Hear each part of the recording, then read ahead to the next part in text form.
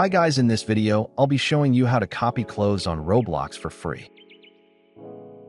Head over to the marketplace and find the clothing you would like to copy.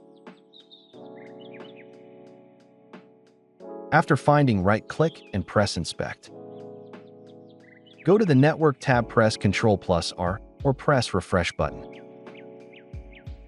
After that, scroll up to the top and find the name of the clothing. Right-click, press Copy, and copy as PowerShell.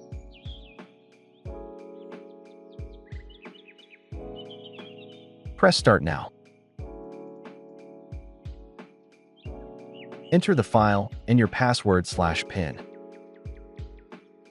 Press Submit. After it says Success, there will be the clothing template pop up. Hope you enjoy.